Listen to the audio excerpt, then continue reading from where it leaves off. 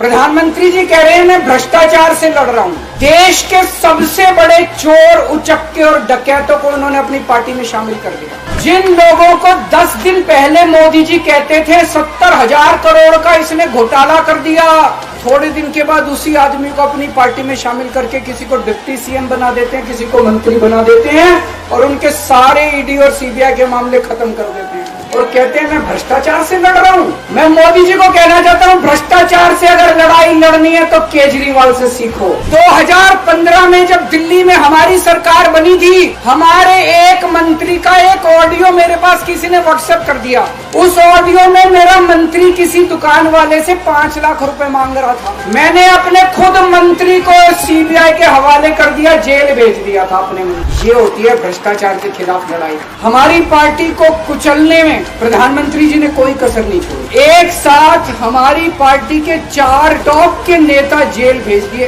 एक साथ। अरविंद केजरीवाल, मनीष सिसोदिया, संजय सिंह, सत्येंद्र जैन। बड़ी बड़ी पार्टियों के अगर 4 टॉप के नेता जेल चले जाएं, पार्टी खत्म हो जाती है। लेकिन ये पार्टी नहीं है, ये एक सोच है। जितना ये खत्म करना चाहते हैं उतना ये बढ़ती जाती है। मोदी जी से जो भी मिलने जाता है, सबसे पहले वो केजरीवाल की और आम आदमी पार्टी की 10 से 15 मिनट बात करते हैं। उनको कहते हैं कि आने वाले समय के अंदर आम आदमी पार्टी ही देश को भविष्य देने वाली है, इसीलिए वो चाहते हैं कि आज ही आम आदमी पार्टी को बढ़ने से रोका जाए, इनको कुचल दिया जाए।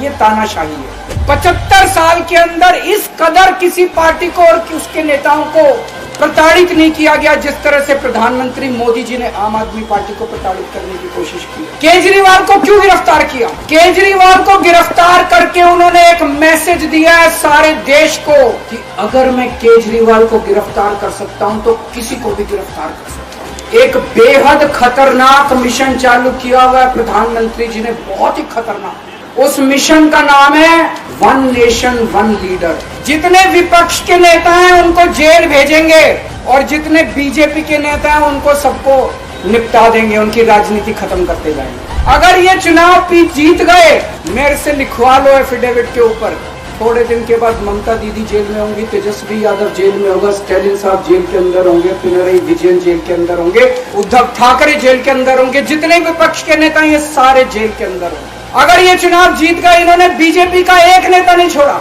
आडवाणी जी की राजनीति खत्म कर दी इन्होंने, मुरली मनोहर जोशी की राजनीति खत्म कर दी, सुमित्रा महाजन की, शिवराज सिंह चौहान जिसने मध्य प्रदेश का चुनाव जीत के दिया इन लोगों ने, शिवराज सिंह चौहान ने उसको मुख्यमंत्री ने बनाया, उसकी राजनीति खत्म कर दी। वसुंधरा राजे की राजनीति खत्म कर दी इन्होंने, खट्टर साहब की राजनीति खत्म कर दी, डॉक्टर रमन सिंह की राजनीति खत्म कर दी। अब अगला किसका नंबर है?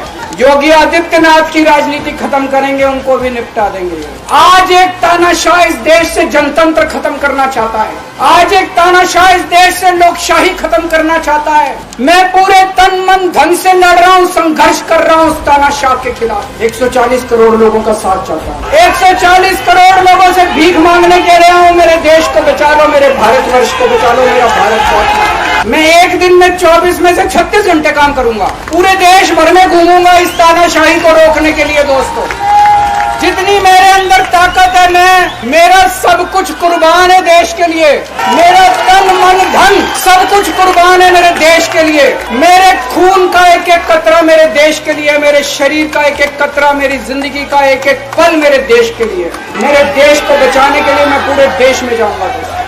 मेरा अपना आकलन है कि 4 जून के बाद इनकी सरकार नहीं बन रही, मोदी